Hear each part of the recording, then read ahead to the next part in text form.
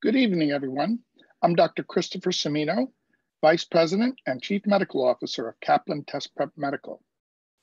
I'm very pleased that we're offering this TV series, and I hope you've had a great time in the previous sessions.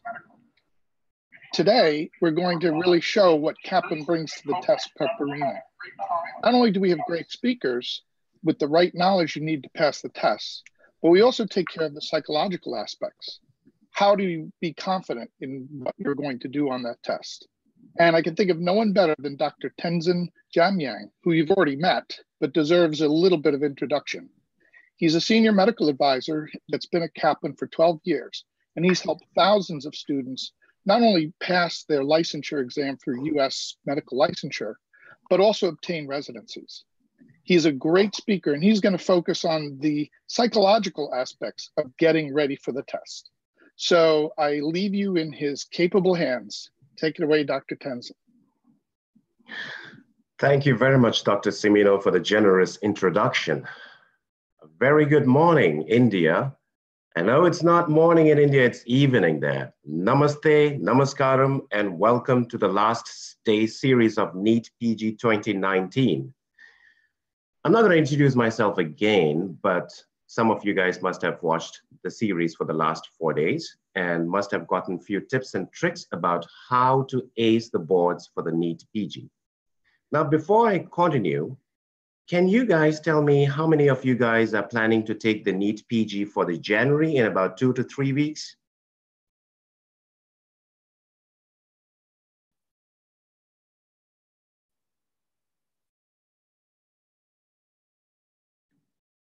And how many people are planning to take the NEET PG the next year? All right. Okay. So there is a big mix of students who are attending the seminars for NEET PG here. Some of them are taking the test soon in January.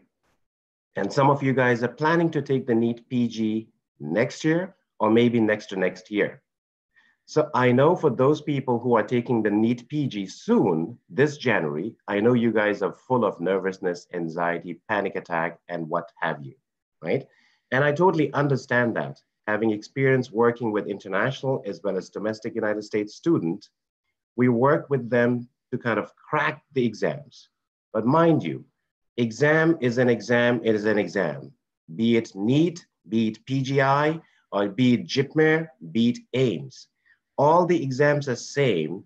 The study mode is going to be the same. The only difference here is going to be your strategies. The strategies change a little bit, right? So let's dwell on to the NEET PG seminar of test-taking strategies. Before we embark upon it, let us do a little bit of brain teaser to just kind of wake you up. Now, I want you to read this following sentence really carefully and tell me how many F do you see in this sentence? Ready? Here we go. In 10, 9, 8, 7, 6, 5, 4, 3, 2, 1, and time up. Now, okay, for those people who have seen it, how many F did you see in the sentence that I just showed? And guys, feel free to chat, right? Because that's how interactive it's going to be. Anybody who saw 3 Fs or 4 or even 5? How many of them saw more than 5? So let's recount it, okay? So let's go 1, 2, 3, and 4, 5, 6. So those people who saw less than 6, they missed very important information. So this is the similar example that I'm trying to do. I know that this is not a NEET PG exam question. Don't get me wrong. It's like, oh my God, I'm in the wrong room. I don't know what this doctor is talking about. He's talking about psychology here.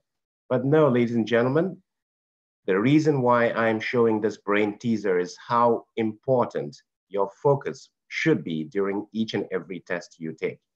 Because one key information that you missed in reading the question stem is going to make or mar your chances of getting that one important point. And mind you, 1 point seems less, but that 1 point can be the deciding factor whether you get radiology versus OBGYN versus pediatrics versus internal medicine or any specialties that you desire. All right. I know that you guys are nervous and that you have the right to be nervous because look at 2019 NEET PG. Around 1.5 lakh applicants are there for around 500,000 positions. So obviously it is maximum number of candidates for a very less number of positions available. So obviously you have the right to be nervous about it. But again, this is you. If you remember the story of David and Goliath, you are the David, and Goliath happens to be right now your challenging factor of NEET PG exam. But again, if you remember the story, many, many years ago, David was able to kind of destroy and kill Goliath. So this is exactly what I want you to become, right? Obviously keep a positive mind. And who else directly to correlate with you is your cricketer, Virat Kohli, your captain, if I'm not mistaken, for cricket. I know that you love cricket. I know some of the girls also play cricket in India, I heard. So Virat Kohli puts it very beautifully. Self-belief and hard work will always earn you success. Now, let me pause here. Instead of talking about the NEET PG, let's talk about cricket a little bit. Now, this is important because that can be conjoined into what we are talking about. Obviously, you play cricket since the time that you were born. And right now, you may be around 18, 19, 20 years of age. You could have become Virat Kohli. You could have become Sachin Tendulkar, or you could have become Kapil Dev for that matter. But you did not, right? You chose to go the other field. They became experts in their own field in leading the Indian team to glory many, many times because they believed in self-belief. They believed in hard work.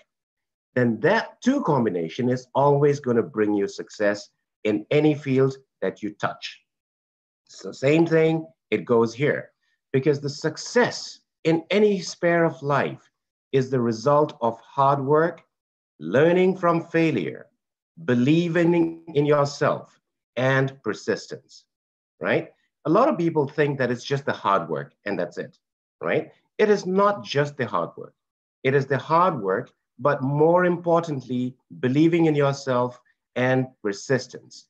There are a lot of people, especially students who studies for exams. They do a lot of hard work day in and day out for months at stretch. And then after some time, they get burned out. Then they say, okay, fine, you know what? I give up. So therefore, the role of persistency plays a pivotal role in terms of attaining the success. So you're working hard, you should be consistent, and then yes, you will have failures along the way. Obviously, don't feel weak whenever you come and face a failure. There are a lot of people, in fact, a lot of AIMS toppers, PGI toppers, JIPMER toppers. Those people, when you talk to them, they will always not say like, yeah, it was an easy walk. They will obviously share that it was not easy. They burned the midnight oil. They sacrificed a lot of time from their loved ones, right? They invested the full time studying for the exams. And they learn from mistakes, because if you do not make mistakes, then you would be considered as a god. But you are not, I am not, we are not. So obviously people make mistakes. It is okay to make mistakes, but make sure that you learn from the mistake so that you never repeat that again. We'll talk more about it in the subsequent slides. Now, we can only see a short distance ahead, but we see plenty that there needs to be done. Short distance is just about the 3.5 hours of the NEET PG exam, right? It's just 3.5 hours that decides your fate of getting into post-graduation residency or not.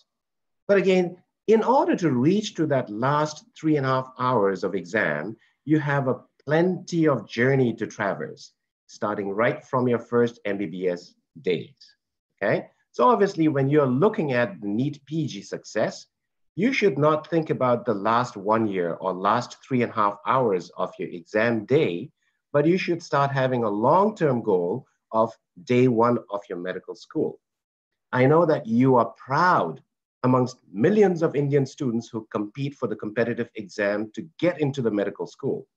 First of all, I'll give you a congratulations for being selected in the medical school, because I know it is next to impossible. You literally have to kill people to get selected for the medical positions in India. And I know that you achieved a lot, so congratulations for that.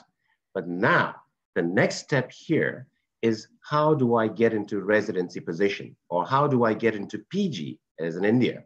How do I crack the NEET PG and get the best position that I can get during the counseling time? So obviously, your long-term goal is to get into PG position, but your short-term goal right now is going to be day to day. I know you're glorified to be in the first year of your MBBS or first prof, but don't just bask in the glory for too long, because you're going to lose time. So your day one of your MBBS becomes the preparations for the NEET PG. And then down the lane, when you are reaching the internship period, you have one solid year to consolidate all those things that you learned from the first prof, second prof, and the final prof. I know, unlike many other exams like USMLE, which is similar but different in different ways, your NEET PG is going to test you what you studied from year one till the final year of your exams. So it is a combination of everything that you studied from day one of your medical school till the last day that you said bye. So obviously it's going to be a big pot mix of everything that you need to do. So the only easy way, the only better way, the only best way, so to say, is to start studying for PG from day one. If you mastered the concepts from day one in terms of anatomy, biochemistry, physiology, from day one itself, and you're strong with the base, then when you reach the final year or during the internship period, when you start preparing for NEET, things becomes much more easier. People sometimes believe that, yeah, I can be just passing my profs and I'll study for NEET PG very intensely during the internship period.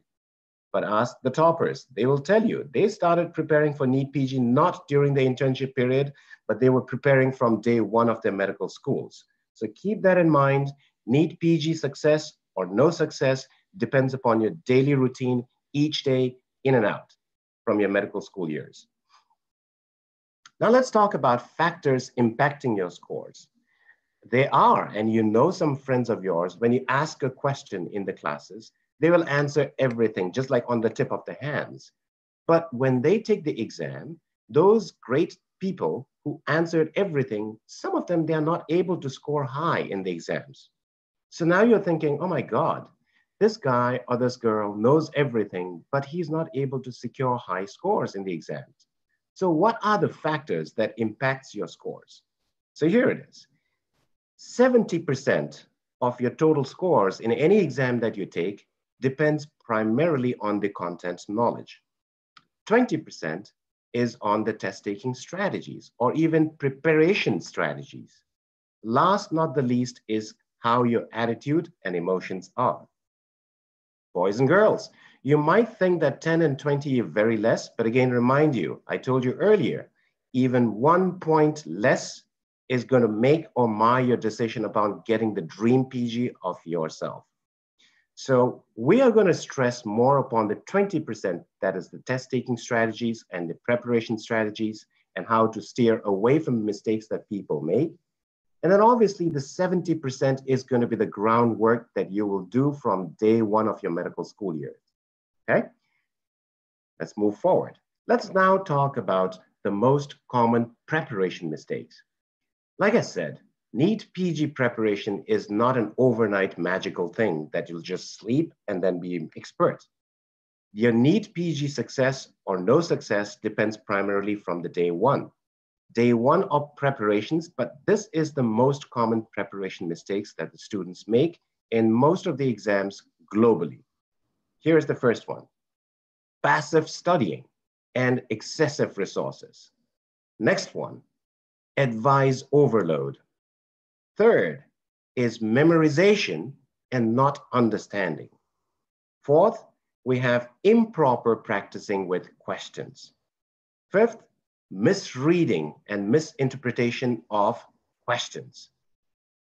Last, not the least, we have test day strategies and how you are inappropriately kind of ready for that main exam for the day. All right, now what we're gonna do is we're gonna break this down and talk about it one at a time. So the first one, right, passive studying. I know most of the Indian students that I've come across, what they do when I observe them as my job as an advisor to see how the student is studying and why he is successful versus why she is not successful.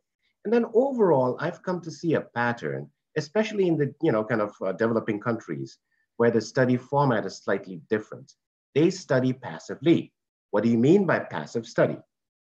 Passive study is basically sitting in one room, locking yourself up in the dormitories or hostel rooms that you have in your medical school years, and going over through black and white pages after pages, and books after books and volumes after volumes. So this is exactly the passive study. But researchers tell us that the correct way and the best possible way, the best qualitative study, is going to be the active learning techniques. Now, the active learning techniques are something like drawing sketches, flowcharts, notating after each and every subject or concept is finished, animations. It may sound very comical and very kiddish. I've seen some students who are not able to get the cranial nerves cleared. And then they come and tell me, Dr. Tenzin, you know what, I've mastered the cranial nerves. And I ask them how. And then they tell me that they went to YouTube and watched cartoons on animation on cranial nerves. So whatever it works, because the method that I'm going to suggest to you is read small pieces of information, just like a diabetic diet. Just study, for example, brachial plexus, just one concept. Read it. After reading it, close the book. And you either talk to yourself and recollect what you studied in terms of brachial plexus. What are the branches? What are the tributaries? What are the defects, right? And if you want, I love flowcharts. So I start drawing down the flowcharts from the beginning till the end of the concept that I just read. Or if you missed, when you realize, when you open the book again and you see that you missed certain points in your recollection, then try to notate in the textbooks or the notebooks, whatever, it's easier for you. Last is the discussion. Now, the discussion is really important because apart from the other tools that we talked about, sketches, flowcharts, notating, animation movies, or cartoon characters, discussion becomes a very important tool. The reason is, let's say that you read clearance rate or GFR, and you read it again, you read it again, and you read it again, but you did not get it. So what I want you to do is just leave your dormitory room, go out and talk to a friend and talk about the clearance rate and tell him to teach you GFR. And then he or she is going to teach you. And guess what? After months, when you're taking the test, for example, NEET PG for this matter, you will see a GFR or a clearance rate question. What happens? The first thing that comes into your mind is Dr. Patel on a summer day in the khakis and sandals. You were in the canteen and you were discussing that GFR rate and you could visualize everything. At the end of the day, for 3.5 hours, if you're not able to regurgitate what you studied over years, then nobody cares whether you were the gold medalist during your medical school years. So obviously the memorization is important, but more important is thinking and recollection of the data and informations and concepts that you've studied over months and years. It's a passive study. Start doing active learning techniques. And interestingly, I have also seen, and I've advised some students, while you are studying anatomy, biochemistry, physiology, and all the subjects that is tested in the NEET PG, try to study anatomy in one location, for example, your bedroom. And then when you go over to the next subject, like physiology, then go and change your venue, go to the library. And then when you do the biochemistry, go to, I don't know where, canteen.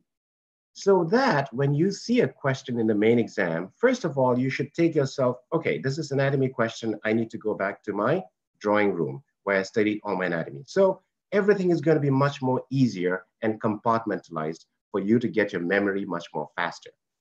right? Excessive resources. This is one of the favorite mistakes that people make universally, not only Indians, right? Here is, your NEET PG exams are coming up soon, or will come soon for some of you. And what you do from day one, you start calling your friends from other colleges.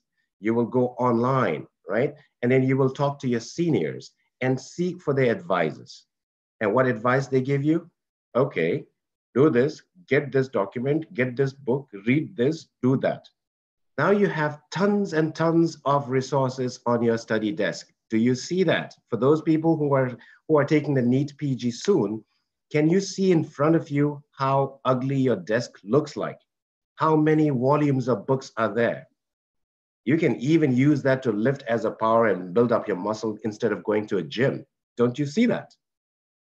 Now, excessive resources, when you talk to the toppers of the entrance exams, they will say resources are important, and I totally agree with that. But those people who secured the highest scores and high rank in the exams are not necessarily those people who had the maximum collection of resources. But those toppers are the ones who had the resources, but knew exactly how and when to use them in terms of prioritization. Okay? We'll talk about in detail about what do you mean by prioritization. But the point that I'm trying to make here is it is not important to be cluttering your desk with all the resources possible. The main downside of collecting of resources, which you may or may not be able to touch, is psychologically daunting. When you see all those resources in front of you, you start panicking even before touching those contents. So instead, just streamline your study table. Just take 1 or 2 books at a time so that you'll be psychologically much more calm. So you have only one thing to finish first, and then comes the next resource. Because if you start reading all the resources at the same time, even though myocardial infarction doesn't change, whether you say it or I say it or Dr. Simino says it, it doesn't matter. But the difference here is the throw of language that you might use, that I might use, and the other authors might use is slightly different. So when you see a question in the main exam, then you realize, oh my God, I know MI, but I read the book that said something like this, and this author said something like this. So you might be just kind of clouded. So minimize and mitigate that kind of a problem by downsizing on the resources, but being smart upon using those resources in terms of prioritization. Next is excessive advisors. And who knows more than you? When you first came to first prof, first MBBS, your seniors becomes your advisors. You amongst yourself becomes the advisors. And you go online to seek for divine help. It's like, hello, I'm doing this, please help me. And then what happens? The seniors comes to your hostel rooms, right? Or in the canteens, or in the park, I don't know where. And then they will say like, sir or ma'am, please teach me this. What is more important? And what happens is I was told that Indian students, the seniors are gonna come and then have a red or colored markers. And they will say like, star, number 3, 1, 2, 3, this is really important. You need to know this. This is really, really important. Or sometimes instead of the stars, I heard that they have the check marks, like very important. Okay, this will come, definitely. Now, the fact of the matter is, did it work for the person who told you what to do? Number 1. Number 2, is he or she the one who is setting the papers for NEET? Number 3, most importantly, you are different. Whatever works for other people may or may not work for you. So always be sure that you can take advices from thousands of people who will tell you 1,000 different things, but instead of just wasting your time trying to experiment whether that works or not, you would rather want to compare with yourself. If you are getting 25% in your exam today, your main goal should be getting 30% tomorrow. Do not compare yourself with anyone else because you are unique. Because everybody is different in their study styles. Maybe you're weak in biochemistry, and maybe he is strong in biochemistry. So he's going to advise you based upon how he has studied biochemistry. So obviously be careful about listening to a lot of advisors. the best advice you can get is yourself and your performance in your banks. Memorization, not understanding. I know. I'm just amazed over working with international students, especially Indians. Over the years, when I ask them a question, what is this? And there are some students that I remember clearly in the class, they're also like, yes, sir, the answer is A. And it's like, why? Because this. And it's like, how did you read it and where did you read it? Then they're going to cite the books. They're going to say Harrison, edition number 25, page number 225, on the upper right corner in the second paragraph. I was like, holy cow, why did you become a doctor? You could be a rocket scientist on NASA. You can go to Mars. So this is the power of memorization that the students have, right? But at the same time, you will see what I'm talking about here. The data is based on the research shows when you memorize, you really are clear with the concept because you memorized in the first initial days. But now, as and when the time goes by for your exam to be near, then the memorization kind of slides away. It just kind of vanishes. So you will not remember everything that you knew today. Versus if you understood the concept, then maybe you will not get the understanding clear, but as and when you understand and clear the concept, it is going to stay there longer and score you higher in the main exam. Now, that said, I'm not discouraging you not to memorize. Mind you that. Don't go on telling Dr. Tenzin from Kaplan told us not to memorize. Yes, memorization is also an intricate part of your preparation. What I'm trying to say is first understand the concept. After understanding the concept, then memorize. Then there would be a very good symbiotic relationship between your memorization and clearing out the concept. That is going to stick with you for life.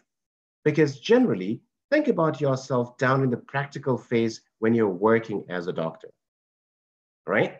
You might not remember those things that you have memorized, but now you would understand why you're giving paracetamol for somebody who is having a headache or a stomach ache. Do you? I don't know, because sometimes people tell me it's like, I give paracetamol because of this, because that's what I memorized. Paracetamol equals this, equals side effects this. But do you really know what the mechanism of action of paracetamol is in the human being or in the body after ingestion? Maybe not. Maybe some of the people even tell me, Dr. Tenzin, I give paracetamol because, the drug reps come and then they tell us that it is good for this. And then they also give me pens and calendars, and then they take us for dinner and lunch. Whatever the reason is, they are doing their business for you as a human being who wants to be the best doctor, serving the best for your patients and for your own knowledge. Understanding the concept becomes really important, not only for the exam purposes, but for your life working as a professional doctor. Improper question practices. I know this is your medical school years for those people who are in the second and third prof, right? I told you from day one, your NEET preparation starts. Don't think that studying for first prof is like studying Greek and then studying for NEET is studying for Romans. Because what you are studying from day one in a medical school years is going to arm yourself for the march towards NEET. So always don't put yourself into the shoe by saying, oh, NEET is a different preparation and my MBBS days are different preparations. Your arming days, or content knowledge building days starts from the day one of your medical schools. So if you are lagging behind in your school ranks, this is the time to pull up your socks because you still have time to cover. And then obviously during the coaching classes, right, during an internship, I was told that most of the Indian students, they immerse themselves in coaching and preparations and then doing everything in addition to the internship rotations that they have. So like you see, as and when you go towards the x-axis towards your day for the exam, you will do less and less questions in the initial phase, but slowly but surely you see the questions grow in size, right? So that is the exact way that I want you to follow. Don't start doing questions and keep the questions only towards the end. Start preparing questions. If, example, you are studying anatomy today in the medical school years, try to find out anatomy questions from the NEET PG and start practicing questions so that you are doing the present, but you're also touching upon the future, kind of questions or preparations for the NEET as well. Now, statistics tell us the successful students who scores high, or even the toppers, they are not only those students who are strong with the content knowledge, but they also have done more number of questions at the end of the day.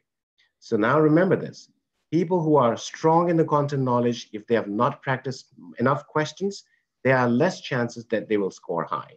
Versus those people who are strong in content knowledge, and at the same time, they have been practicing questions from all the resources that you can get hold on, you have a higher chance or propensity to get the top ranks that you desire. Okay, misinterpretation and misreading of questions. This is a nerve-wracking situation right now. For the 3.5 hours that you're taking the exam, I know you are not you. You are possessed. You will see things or you will hear things because you are not yourself, because this is do or die situation. But mind you, ladies and gentlemen, I don't want you to just go panicky and thinking or assuming the question is asking you that. Because one question that you assume that they're asking is going to cost you a huge price. So make sure when you read a question, then you're automatically thinking because of the cases and the clinical rounds that you've done. It's like, okay, I think they're asking about that. But no, make sure, even if you know the answer, just make sure you just spend another second by reading, are they asking what exactly I'm thinking that they're asking? And then go on to choose the correct choice. This will save you a lot of points because overall, when you look at most of the test takers, they make stupid mistakes.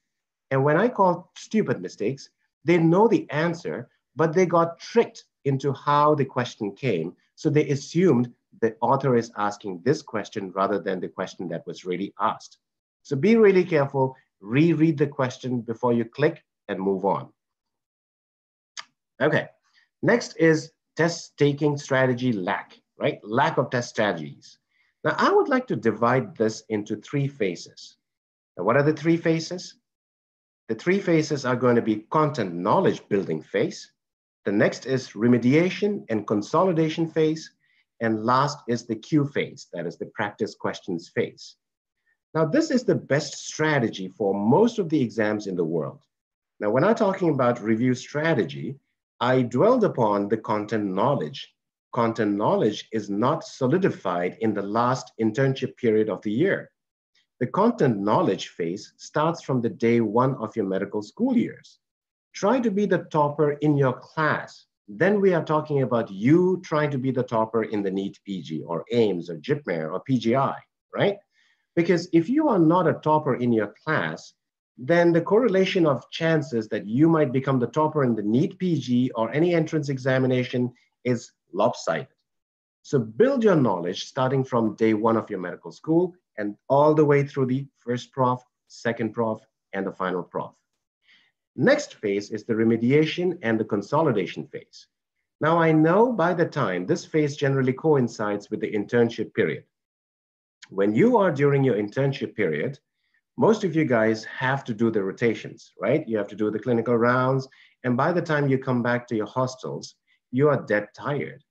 And not only you are fresh with the clinical subjects, but you have to go back into the first prof years, that is at least about 2 or 3 years, to restudy, right? What you have studied before in your medical school years. So make sure that the remediation and consolidation is a phase where you tie up everything that you have studied in the previous 5.5 years. And then consolidate, because a lot of things, they will be leaked. Just like the bucket shows a lot of leak, I know if you have a strong base of anatomy in the first prof, by the time you reach second prof, your anatomy, biochemistry, physiology will be leaked somewhere halfway. But that is fine, that is normal. Don't think that I have to have a bulletproof or a kind of seal-proof kind of thing that I could plug the logs, plug the leaks. But it doesn't have to be, because that's why you have the second phase of remediation and consolidation. Now, the last phase is the question phase, right? Then the question phase is going to be you eating, sleeping, drinking, walking, talking, and even sleepwalking questions and questions and questions. And not only doing question marathon, when you take 2 steps ahead, make sure that you take a step behind to make sure that you clean up your dirty laundries, in my language. Because those questions that you got wrong are only two options. A, you guessed it, but your guess was not so educated. Or B, you got this question wrong because you don't know what they were talking about. Your concept was totally zero. So there are huge chances that you will get those incorrect choices that you made to be incorrect again in the exam period if you don't clear them. So the last phase is not only doing questions after questions, but also taking a step back and then clearing out the dirty laundries and then try to pick up each and every concept and try to understand that. Maybe the same question word to word will come. Maybe they will not. But most of the examinations these days, they don't repeat the same word to word questions, right? They just concentrate on testing whether you knew the concept or not. So obviously, at the end of the day, during the last phase, yes, amass number of questions, blocks after blocks after blocks, and train yourself. But at the same time, equally important is going to take a step back and trying to understand why you got the question wrong. Anxiety. All right, for those people who are taking the test in January in about 2 or 3 weeks, these are the symptoms that you're having right now. You're having tension, your hands are trembling, you're having panic attack, you're having tense muscles, especially here, you're having chest pain, you're having phobia, you're stressed, you're fearful, you're restless, and what have you. These are all under the bracket of anxiety. And it's okay to be anxious. It is very normal to be anxious. Why? Because we are human beings, because we have feelings. And this is a very normal feeling to have when you are pressed under certain situation. In any exam or anything that matters in life, right? Not only PG or NEET PG or JIPMER or AIMS, anything that makes you tense is full of anxiety. But make sure, even though I said that this is a normal feeling for human beings, or even animals for that matter, do not let this feeling kill your productivity, okay? The moment it starts impinging upon your productivity, then this becomes not a normal feeling, but a disease, right? Mind you this, it is okay to be anxious while you are taking the journey of getting into residency or postgrad, but once this anxiety level just overwhelms yourself and then kind of handicaps your productivity, that means that you need help. You need to ask your seniors, you need to ask your consultants and physicians for help. But hopefully, your feeling of anxiety is just in the normal level rather than the excited level of getting into trouble. All right. Now, it is okay to be anxious. It's okay to feel stress.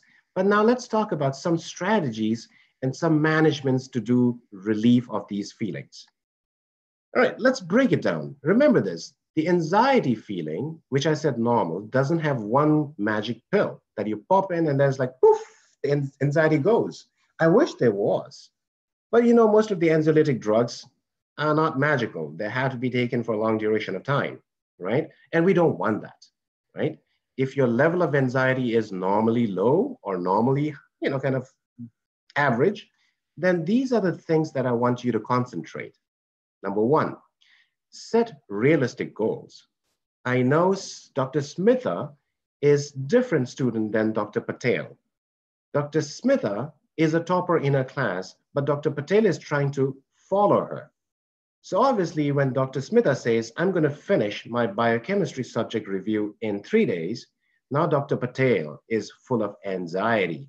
He's feeling panicky because the second day of his preparation for biochemistry, he has not even finished half of the book. Versus Dr. Smitha, tomorrow she is finished with a biochemistry book, as she said.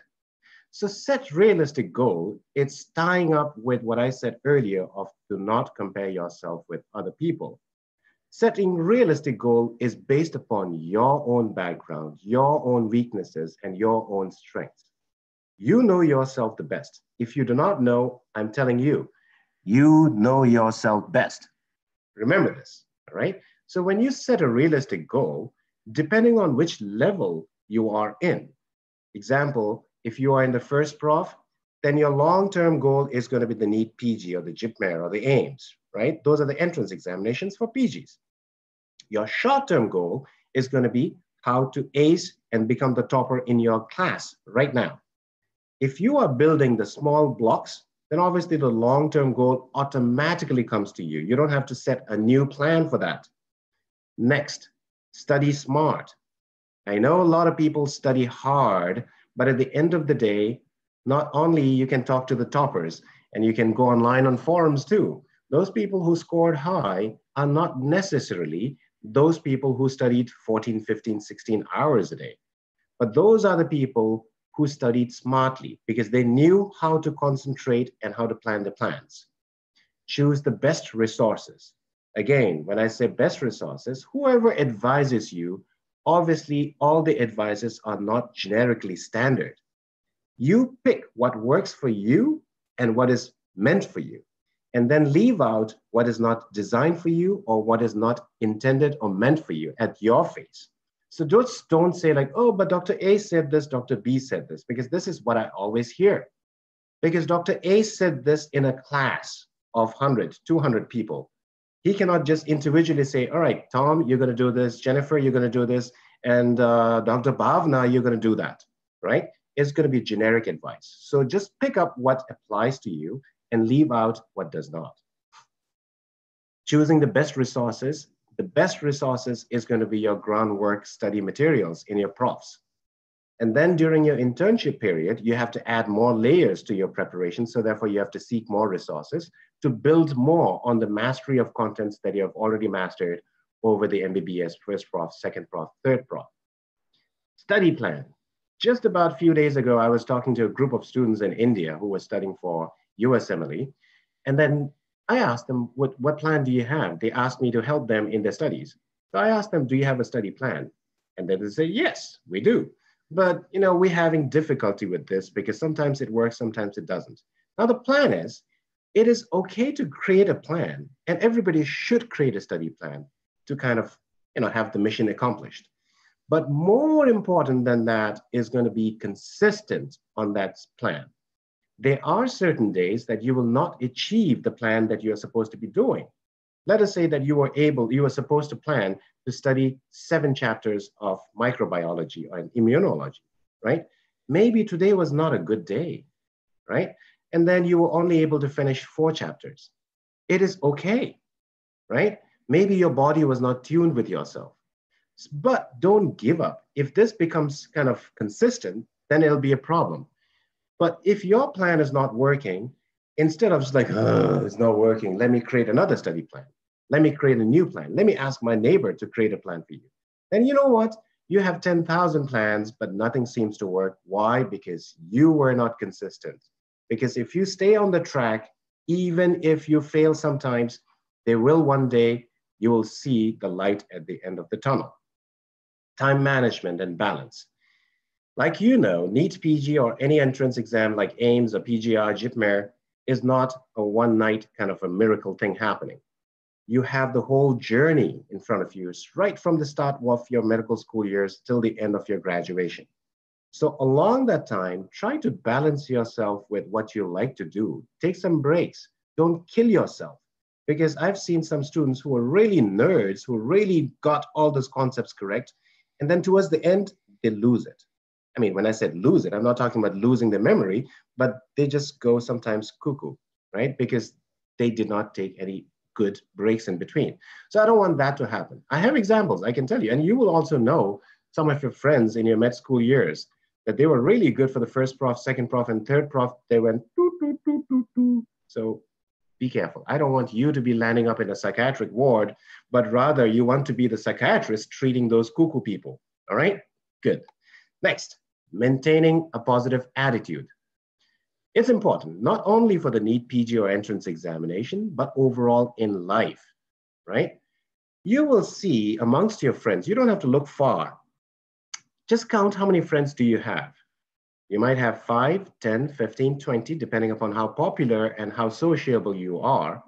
But you always see 1 or 2 of your friends who are always negative. I do have that because I'm also you. You're also me. We're human beings, right? We're social animals. There are some friends, and I have a friend of mine, and then he always goes like, "Hey, how are you?" It's like, "Oh man, I'm okay, but you know what? This happened, this happened, this happened." And after a few days, I meet him again and say like, "How's it going?" I was like, "Yeah, man, I'm not so good because I have to do this and I have to do that." It's like it's full of negative energy. And then honestly, after 3 or 4 months, and this is a life example, I told my friend, "Listen, I love you as my friend, but I have my own problems, right? I don't want each and every time I meet you, you always talk about your problems, which most of the time I don't have any control over. So stay away from those negative people. Stay away from not only these kind of characters, but also from those people by saying, listen, you will not get it. I think you will get only maybe pathology. And don't worry, you're not going to get radiology or dermatology. So you can study this." So those are people who are going to negate you. So try to identify who are those people around you, and you know it best, right? They'll always try to push you down. They'll not let you go up, right? For a right reason, wrong reasons, consciously, subconsciously, I don't know, but stay away from the negative attitude people. Stop comparison with others. We already talked about it. You are the best when you fight with your own shadow. When you start comparing yourself and fight with the other boundaries, then you seem to lose and you have defeated, right? So obviously, if you are able to defeat yourself from yesterday's performance to today, guess what? Thumbs up. You're doing great. Next, eat healthy and sleep well. We'll talk about in the subsequent slide, more detail. Get support from your family and friends. Family, they love you. So mind you, but sometimes those people who hurts you the most are the people that loves you the most and they are nearest to you, closest to you, right? So it's good. I know because of they loving you, you are under immense pressure. Based upon my experiences working with the Indian subcontinent students, they are under pressure. The girls are saying, listen, Shrivani, take the exam soon. If you don't get into PG, I'll get you married. Then what are you doing? You studied for 2 years and you did not get into PG. What is the use? You stop, you get married. That's the women's side of it. The men's side of it. Listen, Ravi, if you don't pass this PG and get into dermatology, we're going to throw you out of the house. We're not going to give you any money. These are the things that I have heard. It's not like me concocting stories, but these are the things that I've heard from my students studying for USMLE as well as Indian PG exams. So obviously get support from your family. Try to explain how hard it is. I know that they know it's hard. Sometimes, I'll give you another example. There was once a father who called, there was a student who came to me and said, like, Dr. Stenson, my dad is telling me to take the USMLE exam step 1 in 3 months' time, or else he's going to disown me. And he was in New York that time. So I said, listen, there is no way that you'll be able to take the step 1 exam in 3 months' time because you're not prepared. He goes, I know, but if I don't take it, then he's going to kick me out from my house and I'll have no money. I go, okay, is there any way that I can talk to your father? Then he said, okay, I'll just arrange that. So his father called me up one day and we had a long chat and discussion about his son. And to my surprise, I thought his father was the evil character here. But to my surprise, the father goes, thank you very much for your concern about my son. But I know I said this because I'm not going to disown if he is not able to take this exam in 3 months. But just by putting this pressure on, maybe he will be able to do more than what he would do if I don't say this and put him under pressure. And I said, like, okay, Mr. Patel, are you sure that you're not going to disown him? Because I'm going to take your word for it. And he said, I promise, I'll never do that to my child. So likewise, a lot of stories happen. Your parents love you. Your dad could be the kind of the rough and tough guy. The mom will be like, oh, it's okay, it's okay. But at the end of the day, everybody loves you and wants you to succeed and succeed with great scores. Friends, be careful. Again, maintaining a positive attitude, shun away from those friends who are no useful for you. Instead of helping you, they might hurt you. All right. Always remember, if today was a bad day, you can look at the different side of the coins. You would say like, oh my God, I'm so pathetic. I got 25%. and then you would just kill yourself. Not really, but you're going to be depressed, and then your day is going to be spoiled, right? So instead of looking at that way, just toss the coin on the other side. Always try to look life, not only this exam, from the other perspective of the life. So when you are seeing, oh my God, I got 25, I'm so bad, look at the other side and think about it. Oh my God, I could have gotten a 15 instead of 25. You know what? Maybe it's not a good day for me today, but tomorrow I'll make sure that I'll make 25 to 35. So that should give you the impetus, because at the end of the day, it is only you who can inspire yourself, not me, not your faculty members, not your parents, not your friends, not your neighbors, but yourself. Remember this, during the exam for 3.5 hours, nobody's around you. You are yourself. You have to just kind of inspire and push yourself towards success rather than thinking like, oh, my dad is here, my mom is here, he's going to help me and inspire. No, inspiration comes from within. So obviously try to have a balanced state of mind, like keeping positive always and looking at other side of the coin whenever you're feeling low. I know anxiety is all about fear of the unknowns. You do not know what questions are going to come in the NEET PG or AIMS. You do not know what inadequacies of subjects and contents you might be having. You do not know, first of all, after taking the exam, your rank will be high and get into post-graduation or not. So all these fears of unknowns, inadequacies, and stakes will lead to anxiety. So what is the treatment for anxiety? The cure for anxiety is confidence, and confidence comes from competence, and competence from content knowledge. The 3 C's here, right? You have to get confidence, but where do you get confidence? From the mall? No. From Amazon.com? No. You gain confidence from gaining competence. If you gain competence, then where does it come from? Where do you get that? Is it found on eBay that I can order online? No. You gain competence from gaining the content knowledge. Now the next question is, but Dr. Tenzing very nicely said the 3 C's is a treatment for anxiety, but how do I get the content knowledge? Duh, we already talked about it. Be the best each and every day in your classrooms, and you're already building up wealth of content knowledge, right? So when you follow these 3 C's, you will not be feeling as anxious. Yeah, slightly little, but when you compare yourself, the one who masters the 3 C's here will be much more stable than people who have not mastered 1, 2, or 3 of the C's. I guarantee you that. All right, let's talk about additional tips because we're now in the 8 minutes mark. Plan ahead. We talked about it already. Most of the things that I'm going to talk to you is just about recap, re-additional, and remediation about note, note, and note. Daily goals to be set. Your NEET PG AIMS or JIPMER is not something that happens overnight. It happens from right now. So plan ahead. Your long-term goal is to get into PG, but your short-term goal is a daily goal of getting the best of knowledge you can. Discover your weaknesses, right? Like I said, move 2 steps forward, walk 1 step forward to see what was pulling you down in terms of your content strengths. And then only wash them, make them strong. And then you will be doing a better job. Obviously, stay positive. We've talked about it. I'm not going to go over it again. Make mistakes, don't fear. This is the art and science of Kaplan's way of teaching students. We want you to make mistakes right now. But we want you to feel so pathetically bad right now that you made the mistake that you will never, ever make that mistake on your test day.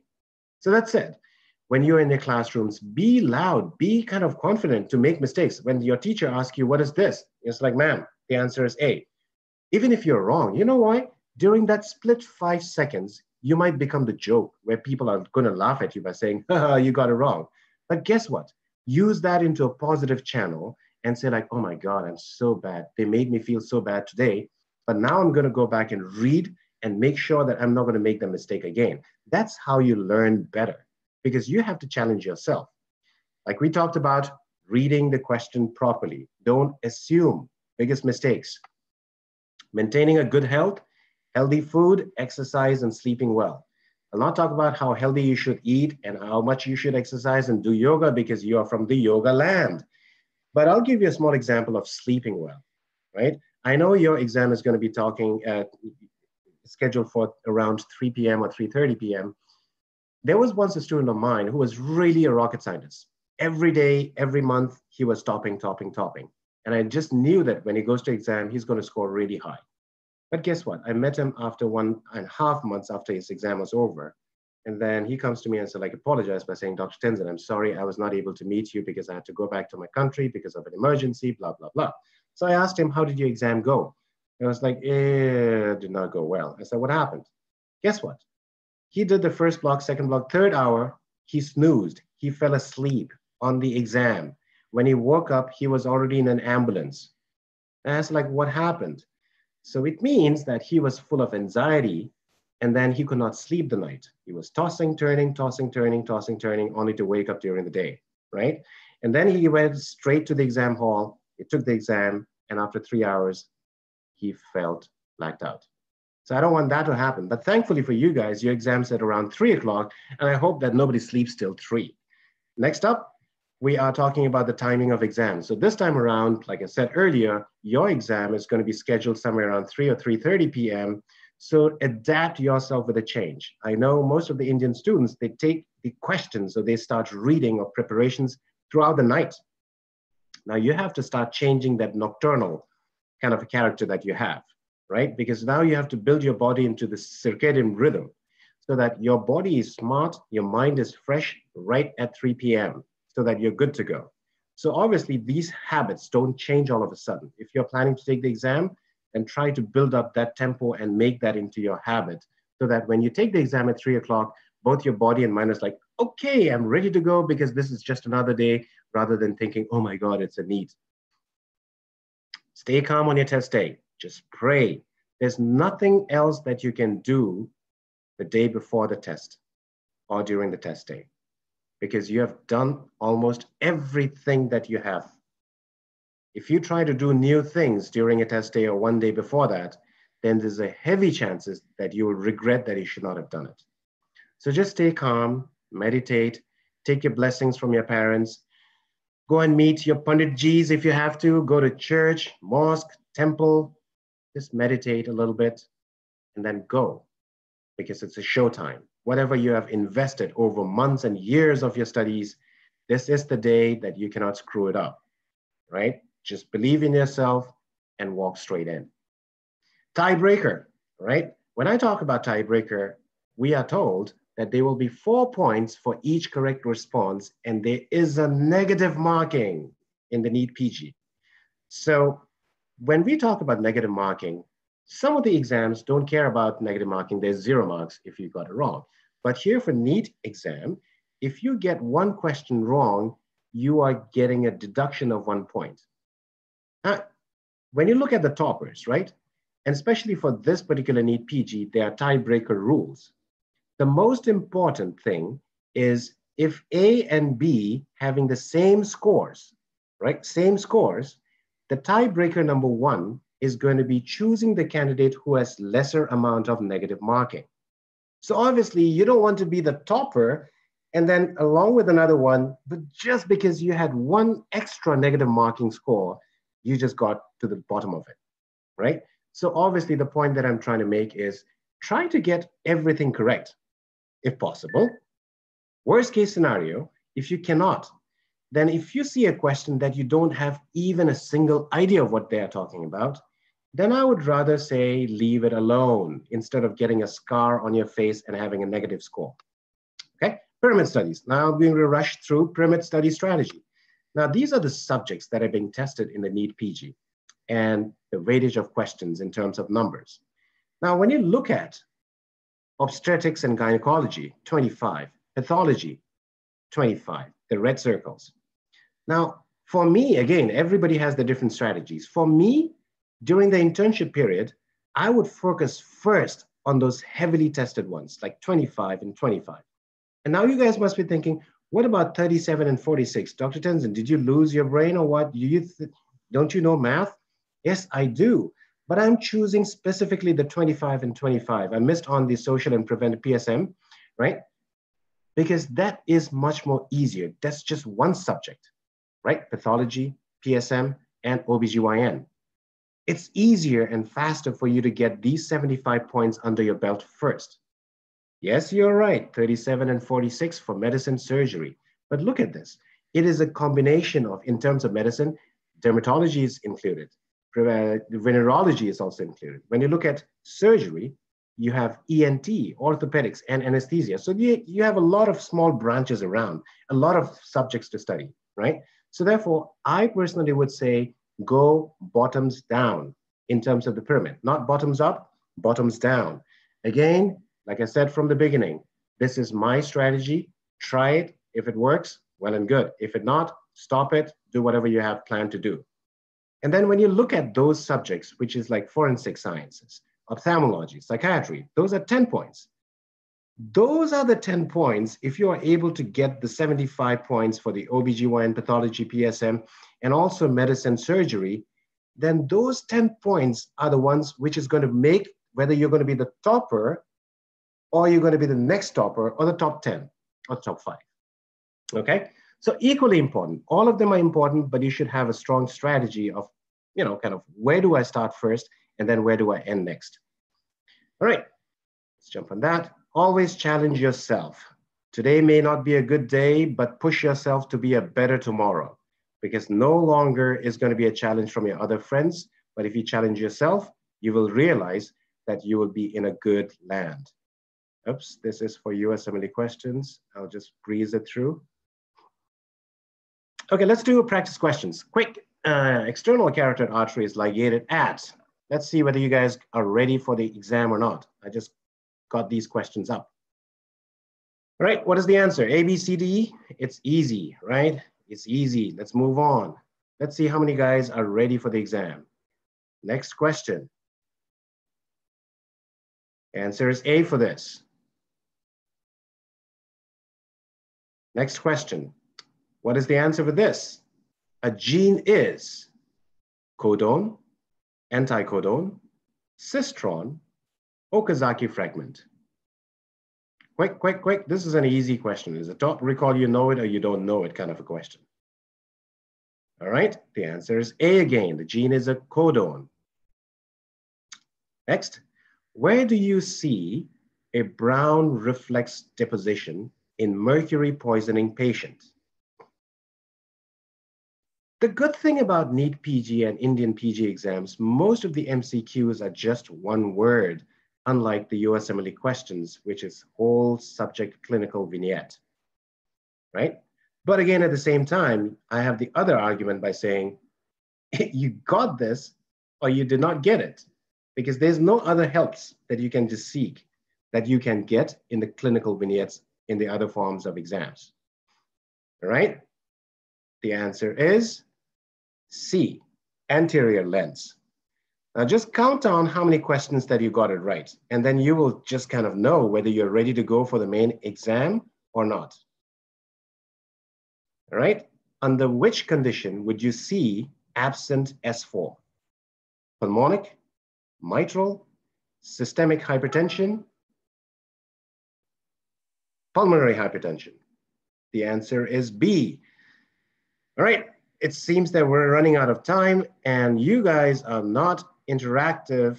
I know that you guys are shy because I've been to India a couple of times. I know that you don't want to be making the mistakes in the public forum. I know you guys are also writing the answers on a piece of paper and getting to score whether you're getting it right or wrong. I can see you there, right? Okay, I'm not going to go into detail of all these things. This is the last slide. Final advice. You know this guy? Abraham Lincoln. And this particular quote is really close to my heart.